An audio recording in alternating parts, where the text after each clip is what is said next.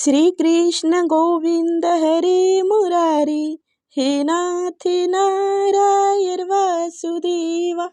राधे राधे प्यारे भक्तों, जय श्री हरि, जय माँ लक्ष्मी। प्यारे भक्तों, आप सभी को अपने यूट्यूब चैनल रोहिणी ज्ञान में हार्दिक स्वागत है।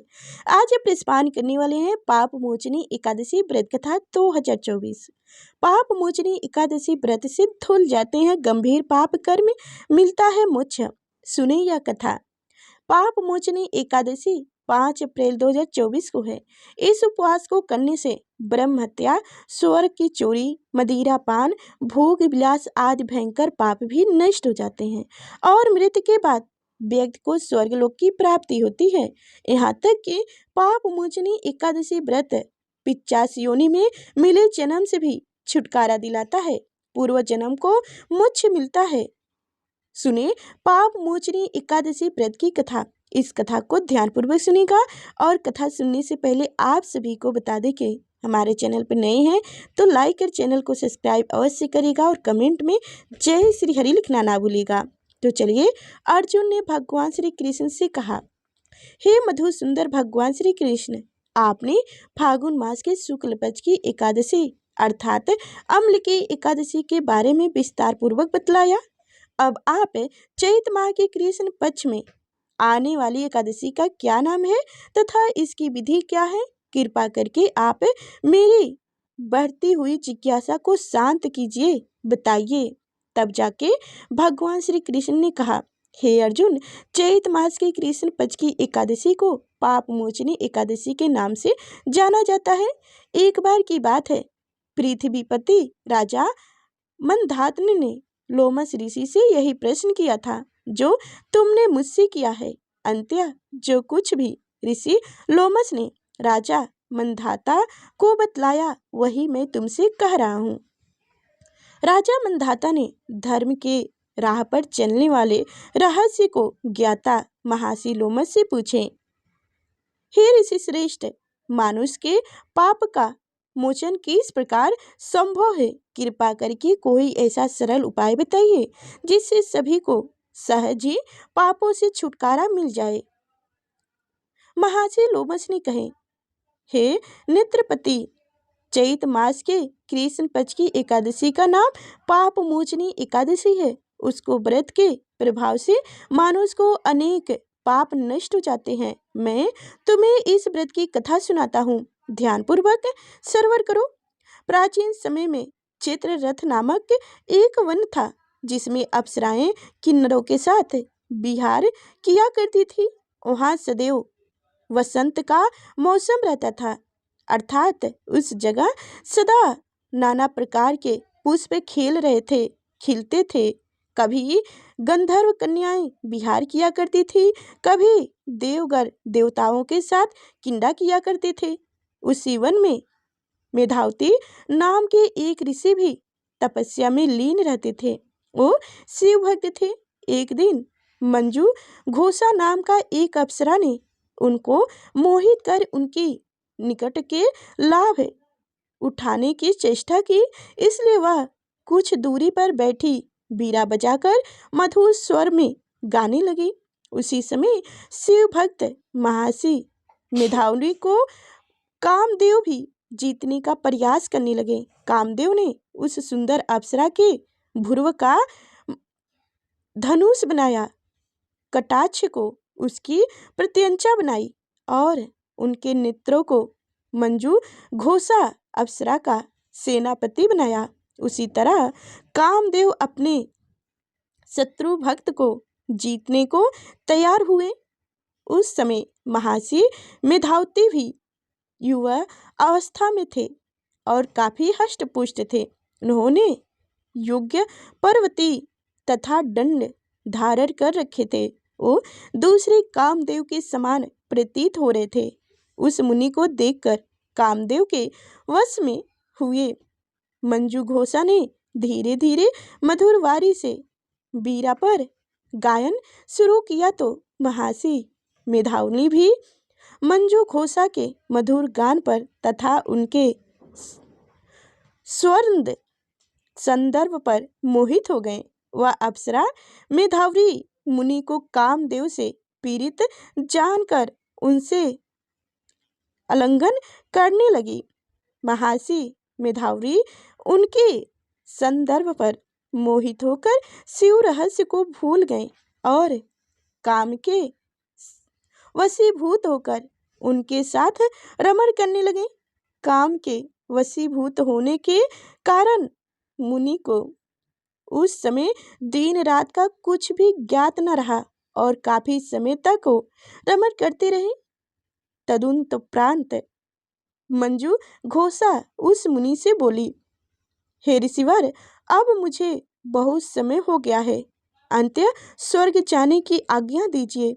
अप्सरा की बात सुनकर ऋषि ने कहा, हे मोहिनी, संध्या को तो आई हो, प्राप्त काल होने पर चली जाना। ऋषि के ऐसे वचनों को सुनकर अप्सरा उनके साथ रमण करने लगी। उसी प्रकार दोनों ने साथ साथ बहुत समय बिताए। मंजू घोषा ने एक दिन ऋषि से कहा, हे विप्र, अब आप मुझे स्वर्ग जाने की आज्ञा दीजिए। मुनि ने इस बार भी वही कहा, हे रूपसी, अभी ज्यादा समय व्यतीत नहीं हुआ है, कुछ समय और ठहरो। मुनि की बात सुन अप्सरा ने कहा, हे ऋषिवर, आपकी रात तो बहुत लंबी है, आप स्वयं ही सोचिए कि मुझे आपके पास आए कितना समय हो गया। अब और ज्यादा समय तक ठहरना क्या उचित है? अप्सरा की बात सुन मुनि को समय का बोध हुआ और वह गंभीरता पूर्वक विचार करने लगे। जब उन्हें समय का ज्ञात हुआ कि उन्हें रमण करते हुए 57 वर्ष व्यतीत हो चुके हैं, तो उस अप्सरा को वह काल का रूप समझाने लगे। इतना ज्यादा समय भोग विलास में व्यर्थ चला जाने पर उन्हें बड़ा क्रोध आया। अब वह भयंकर क्रोध में जलते हुए उस तप नाश करने वाली अप्सरा की तरफ भुटकुट तनक कर आंखें फाड़ कर देखने लगे। क्रोध से उनके अंदर कपने लगे और इंद्रियां बेकाबू होने लगी। क्रोध से यथा स्वर में मुनि ने उस अप्सरा से कहा, मेरे तप को नष्ट करने वाली दुष्ट, तुम महापापनी और बहुत ही दुर्याचारणी हो। तुम पर धिक्कार है, अब तुम मेरे श्राप से पिशाचिनी बन जाओ। मुनि के क्रोध युक्त श्राप से वह अप्सरा पिशाचिनी बन गई। यह देख वह व्यथित होकर बोली, हे ऋषिवर, आप मुझ पर क्रोध त्याग कर प्रसन्न होइए और कृपा करके बताइए कि इस श्राप का निवारण किस प्रकार होगा। विद्वानों ने कहा है, साधुओं की संगति अच्छा फल देने वाली होती है। अब आपके साथ तो मेरे बहुत वर्ष व्यतीत हुआ है, अंत्य अब आप मुझ पर प्रसन्न हो जाइए, अन्यथा लोग कहेंगे कि एक पुण्य आत्मा के साथ रहने पर मंजू घोषा को पिशाचिनी बनना पड़ा। मंजू घोषा की बात सुनकर मुनि को अपने क्रोध पर अत्यंत ग्लानि हुई, साथ ही अपनी अपकृति का भय भी हुआ। अंत्य पिशाचिनी बनी मंजू घोषा से मुनि ने कहा, तूने मेरा बड़ा बुरा किया है, किंतु फिर भी मैं तुझे इस श्राप से मुक्ति का उपाय बतलाता हूँ। चैत मास के कृष्ण पक्ष की जो एकादशी है उसका नाम पाप मोचनी है। उस एकादशी का उपवास करने से तेरी पाप मोचनी की देह से मुक्ति हो जाएगी। ऐसा कहकर मुनि ने उनको व्रत का सब विधान समझा दिया। फिर अपने पापों का प्रायश्चित करने के लिए वो अपने पिता च्यवन ऋषि के पास गए। च्यवन ऋषि ने अपने पुत्र मेघावी को देखकर कहे, हे पुत्र, ऐसा क्या किया तूने कि तेरे सभी तप नष्ट हो गए, जिससे तुम्हारा समस्त तेज मिलना मलिन हो गया है।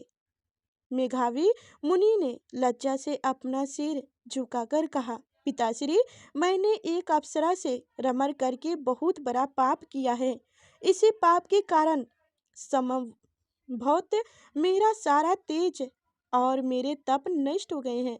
कृपा करके आप इस पाप से छूटने का उपाय बतलाइए। ऋषि ने कहा, हे पुत्र, तुम चैत मास के कृष्ण पक्ष की पाप मोचनी एकादशी का विधि तथा भक्ति पूर्वक उपवास करो।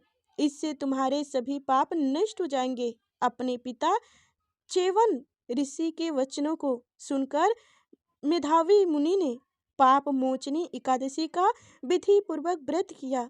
उसके प्रभाव से उनके सभी पाप नष्ट हो गए।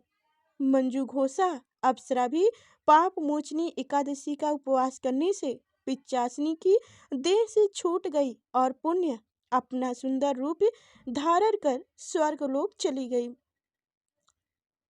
लोमस ऋषि ने कहा, हे राजन, इस पाप मोचनी एकादशी के प्रभाव से समस्त पाप नष्ट हो जाते हैं। इस एकादशी की कथा के श्रवण एवं पाठन से 1000 गौदान करने का फल प्राप्त होता है। इस उपवास को करने से ब्रह्म हत्या करने वाले, स्वर्ग चुराने वाले, मदिरा पान करने वाले, गमन करने वाले आदि भयंकर पाप भी नष्ट हो जाते हैं और अंत में स्वर्गलोक की प्राप्ति होती है। जय श्री हरि। प्यारे भक्तों, आप सभी को हमारी कथा कैसी लगी कमेंट में अवश्य बताइएगा और अच्छी लगी हो तो लाइक कर शेयर भी कीजिएगा और चैनल को सब्सक्राइब करना ना भूलिएगा।